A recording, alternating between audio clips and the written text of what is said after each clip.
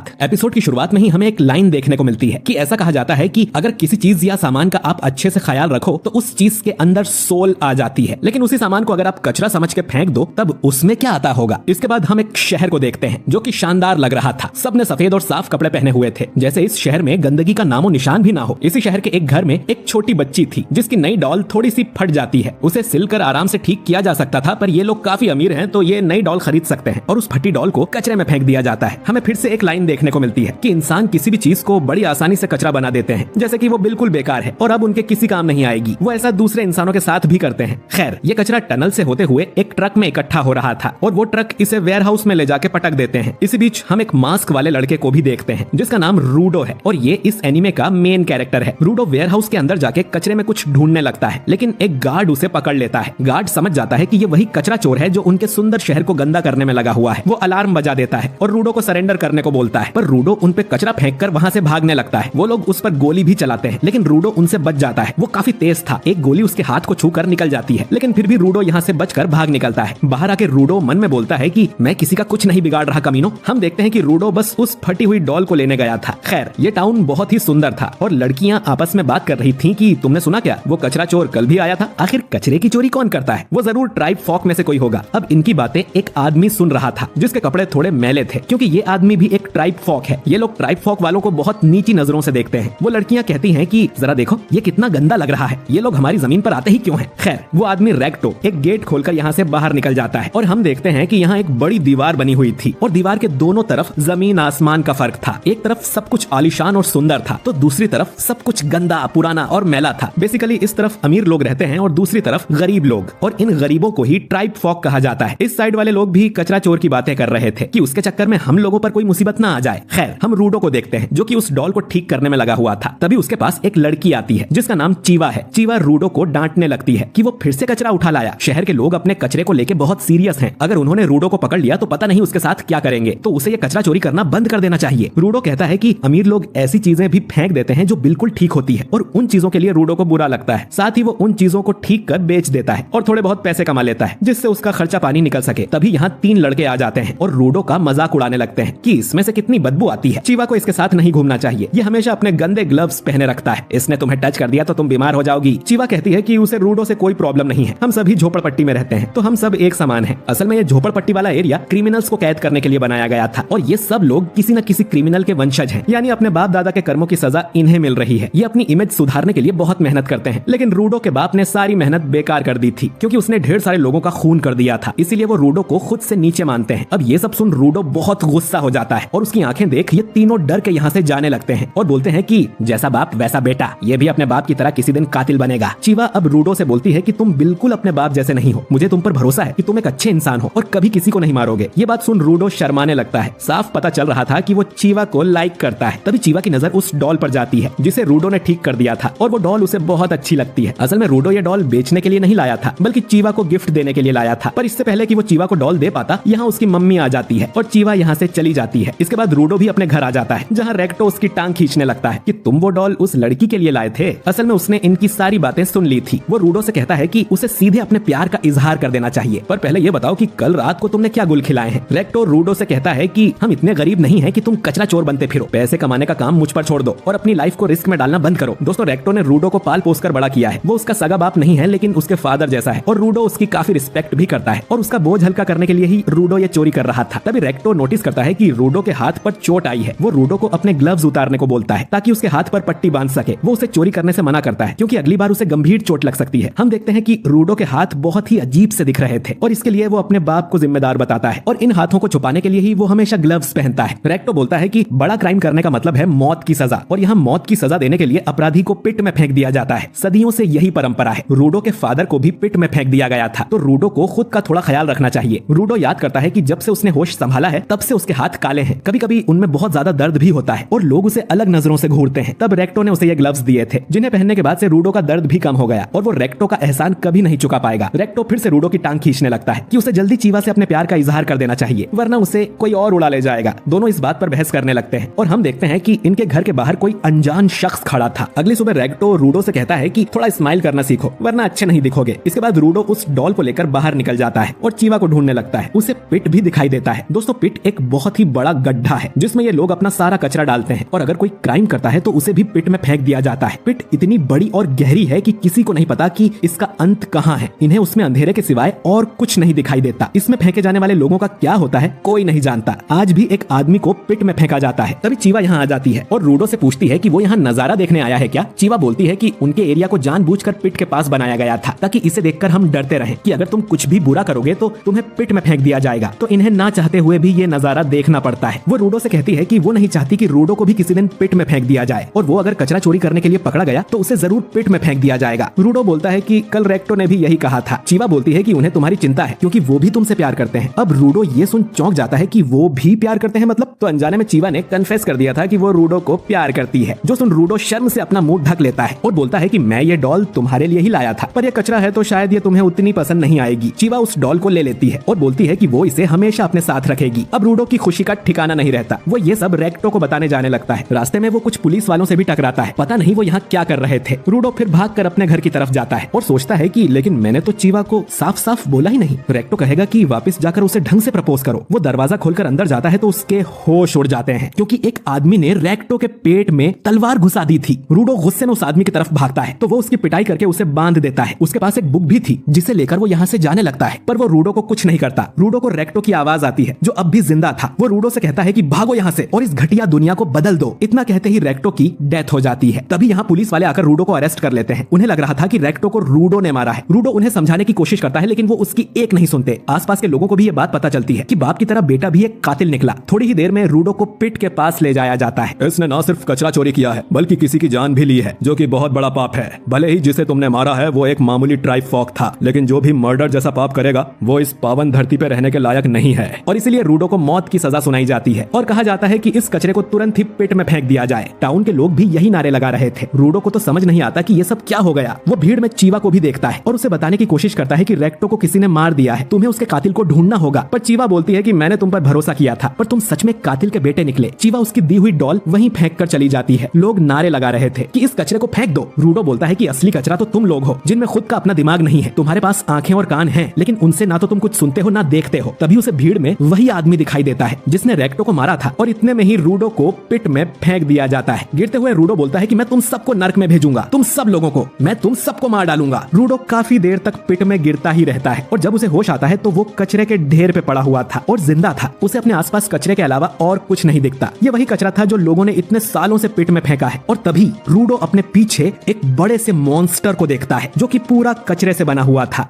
Episode की शुरुआत रूडो के बचपन से होती है। वो हमेशा सोचता था कि जिन लोगों को क्रिमिनल और कचरा समझ के पिट में फेंक दिया जाता है उनका होता क्या होगा। शहर के लोग बात किया करते थे कि एक और ट्राइब फॉक को पिट में फेंक दिया गया। पता नहीं ये लोग इतने क्राइम करते क्यों हैं। इन लोगों के दिमाग में ही कचरा भरा है। कहानी वापस प्रेजेंट में आती है जहाँ रूडो खुद अब पिट में आ गया है। वो एक बड़े से मॉन्स्टर से बच के भाग रहा था जो कि पूरा कचरे से बना था। वो मॉन्स्टर दहाड़ता है जिससे यहाँ कुछ और भी कचरे से बने मॉन्स्टर्स आ जाते हैं और वो रूडो को चारों तरफ से घेर लेते हैं। रूडो सोचता है कि ये चीज आखिर है क्या और ये चल फिर कैसे पा रहे हैं। रूडो भागता रहता है और उसे यहाँ एक इंसान की खोपड़ी भी मिलती है। वो ऊपर की तरफ देखकर चिल्लाता है कि तुम कमीने मुझे इस नर्क में कैसे फेंक सकते हो। रूडो अब एक घाटी से नीचे फिसल जाता है। इस जगह की हवा में इतना ज्यादा कचरा और पॉल्यूशन था कि रूडो को सांस लेने में भी दिक्कत हो रही थी। उसे यहाँ से निकलना होगा वरना वो ऐसे ही मर जाएगा। उसे कोई सेफ जगह ढूंढनी होगी, लेकिन उसके सामने तो बस एक कचरे का समुंदर था। ऐसी जगह पर उसे कोई सेफ प्लेस कहाँ मिलेगी। उसे खून की उल्टी होने लगती है और वो मॉन्स्टर्स भी उसके पास आ जाते हैं। रूडो सोचता है कि क्या मैं ऐसे ही मर जाऊंगा, मैं कुछ कर भी तो नहीं सकता। तभी उसे रेक्टो की याद आने लगती है और वो सोच लेता है कि वो नहीं मर सकता। अभी तो उसे बहुत कुछ करना है। मुझे बदला लेना है उन लोगों से जिन्होंने मुझे अपराधी घोषित कर दिया, उन लोगों से जिन्होंने मुझे इस पिट में फेंक दिया, और सबसे पहले उस कमीने को ढूंढना है जिसने रेक्टो को मारा था और तब तक मुझे जिंदा रहना होगा। और हम देखते हैं कि रूडो के ग्लव्स में किसी तरह की एनर्जी आ जाती है। उसे अपने सामने कुछ चीजें चमकती हुई दिखाई देती हैं और वो एक पाइप को उठा लेता है और जब वो मॉन्स्टर उसे खाने आता है तो रूडो उस पाइप से मॉन्स्टर के मुंह पर मारता है। हम देखते हैं कि एक आदमी दूर बैठे ये सब देख रहा था। रूडो अब उस पाइप से मॉन्स्टर को पीटने लगता है और वो अलग अलग चीजों को उठाकर उनसे लड़ रहा था, लेकिन सांस लेने की वजह से उसकी हालत खराब होती जा रही थी। दो मॉन्स्टर उसे खाने आते हैं और हम फिर से वो रेड एनर्जी देखते हैं और रूडो एक मॉन्स्टर की गर्दन उड़ा देता है और फिर एक चद्दर का टुकड़ा उठाकर उससे दूसरे मॉन्स्टर को डिस्ट्रॉय कर देता है। मानो उसके अंदर कोई सुपर पावर आ गई है और वो जिस भी चीज को छू रहा था वो हथियार बनती जा रही थी। लेकिन वो सबसे बड़ा मॉन्स्टर अब भी बाकी था जो कि रूडो को दूर उछाल देता है। रूडो देखता है कि वो किसी आदमी के सामने जाके गिरा था जिस इसके हाथ में एक छाता था और इस आदमी ने अपने मुंह पर किसी तरह का मास्क पहना हुआ था। वो आदमी रूडो के मुंह पर भी एक मास्क पहना देता है, जिससे रूडो अब ठीक से सांस ले पा रहा था। वो उस आदमी से पूछने लगता है कि तुम यहीं रहते हो क्या? ये जगह क्या है? वो मॉन्स्टर क्या था? वो आदमी रूडो से कहता है कि शांत रहो। रूडो बार बार उससे सवाल करता रहता है और वो उसे बार बार चुप रहने को बोलता है। अब गुस्से में वो आदमी भी चिल्लाने लगता है कि तुम लोगों ने ये कचरा यहाँ पर फेंका है और मैं तुम्हें कब से चुप रहने को बोल रहा हूँ, पर अब उस कचरा मॉन्स्टर ने हमें सुन लिया। वो कचरे से बने मॉन्स्टर्स हैं, तो तुम उन्हें ऐसे ही खत्म नहीं कर सकते और वो लोगों के साउंड पर रिएक्ट करते हैं, इसलिए मैं तब से तुम्हें चुप रहने को बोल रहा था। मैं तो इतना चिल्लाता भी नहीं हूँ, ये सब तुम्हारी गलती है। वो मॉन्स्टर इनके ठीक पीछे आ गया था। ये आदमी अब अपने छाते में किसी तरह की एनर्जी डालकर उसे हथियार में ट्रांसफॉर्म कर लेता है। वो मॉन्स्टर इसकी तरफ हाथ बढ़ाता है तो ये आदमी अपने छाते को किसी चक्री की तरह घुमाने लगता है, जिससे उस मॉन्स्टर का हाथ कट जाता है और उसे काटने के बाद वो कचरा मिट्टी बनता जा रहा था। इनके सामने अब ढेर सारे मॉन्स्टर्स आ जाते हैं और ये आदमी बिजली की रफ्तार से एक ही बार में सबको मार देता है। रूडो सोचता है कि ये कैसी पावर है, अगर ये पावर मुझे मिल जाए तो मैं उन कमीनों को सबक सिखाऊं। वो बड़ा मॉन्स्टर अब इस आदमी की तरफ एक पत्थर फेंकता है, जिसे ये अपने छाते से काट देता है। इसके बाद ये अपने छाते को बड़ा करके एक धमाका करता है, जिससे वो मॉन्स्टर पूरा तबाह हो जाता है और उस आदमी का छाता बिल्कुल पहले जैसा नॉर्मल हो गया था। रूडो पूछता है कि आखिर तुम हो कौन? तो ये आदमी अपना मास्क उतारकर बोलता है कि मेरा नाम एंजिन है और मैं एक क्लीनर हूँ। तभी उसे बदबू आती है और वो अपना मास्क वापस पहन लेता है और रूडो को ही डांटने लगता है कि तुमने मेरा मास्क क्यों उतरवाया कमीने। और रूडो बेहोश हो जाता है। हमें रूडो का एक फ्लैशबैक आता है जहाँ वो कुछ बच्चों से झगड़ा करके आया था। उसने उनसे कहा था कि चीजों में भी जान होती है और वो उस पर हंसने लगे। रेक्टो पूछता है कि तुमने उन्हें पलटकर मारा, जिस पर रूडो मना करता है। तो रेक्टो कहता है कि अच्छा किया। रेक्टो ने रूडो को बताया था कि अगर तुम किसी चीज का अच्छे से ख्याल रखो तो उसमें सोल आ जाती है। तो रूडो को लगा कि उनमें जान आ जाती होगी। रेक्टो कहता है कि ये तो बस एक पुरानी कहानी है, लोगों ने अपनी चीजों का ख्याल रखने के लिए इस कहानी को बनाया होगा, पर मैं इस बात पर यकीन करता हूँ जैसे इस टॉवेल में भी सोल है जो तुम्हें इतने अच्छे से साफ कर देता है। रूडो पूछता है कि तो उस कुर्सी, उस टेबल, उन सब में सोल है? रेक्टो हंसते हुए बोलता है कि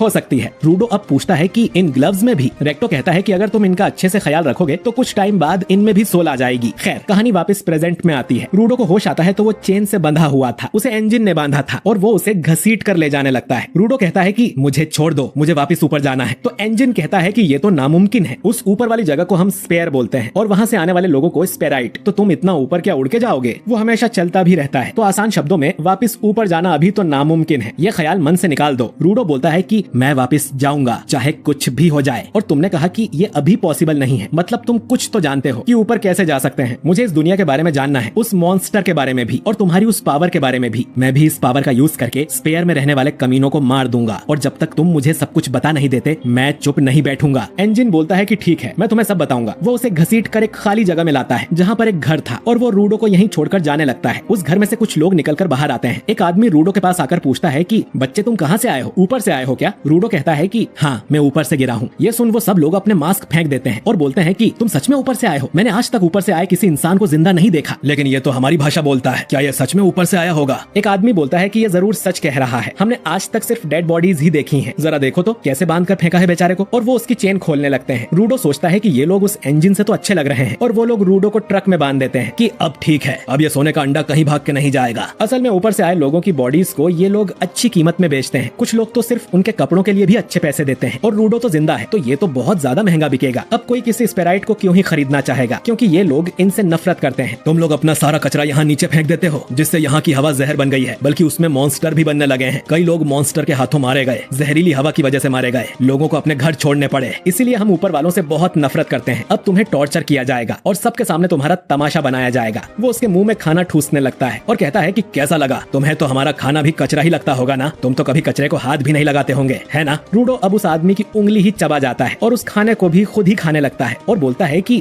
ये कचरा नहीं है, इसे अब भी खाया जा सकता है। जिससे भी मैं मिलता हूँ वो मुझे ज्ञान देता है, अमीर का वो, गरीब का ये, ऊपर वाले नीचे वाले, लोगों को अपने हिसाब से बांटना बंद करो। इतना कहकर रूडो उन जंजीरों को ही तोड़ देता है और हम फिर से उसके आसपास वो रेड एनर्जी देखते हैं जिससे उसके आसपास की चीजें उड़ने लगती हैं। एंजिन दूर से ये सब देख रहा था। रूडो को रेक्टो की बात याद आती है कि अगर तुम किसी चीज का ख्याल रखो तो उसमें सोल आ जाती है और वो सोल फिर तुम्हारी मदद करती है। रूडो समझ जाता है कि उसके ग्लव्स में पावर आ गई है। वो अब एक चेन को पकड़ लेता है। बाकी लोग बोलते हैं कि स्पेराइट भी ऐसी पावर यूज कर सकते हैं। एंजिन कहता है कि जो लोग चीजों में जान डाल सकते हैं और उनकी पावर को बाहर निकाल सकते हैं उन्हें गिवर कहा जाता है। वो लोग अब रूडो को मारने उसकी तरफ भागते हैं तो रूडो उन पर चेन से अटैक करने लगता है। एक आदमी कहता है कि वो चेन उससे छीन लो, एक गिवर अपने ऑब्जेक्ट के बिना कुछ नहीं कर सकता। ये लोग उससे चेन दूर कर देते हैं तो रूडो एक टायर को उठा लेता है और उसे ट्रांसफॉर्म कर देता है, जो देख सबके होश उड़ जाते हैं कि ये तो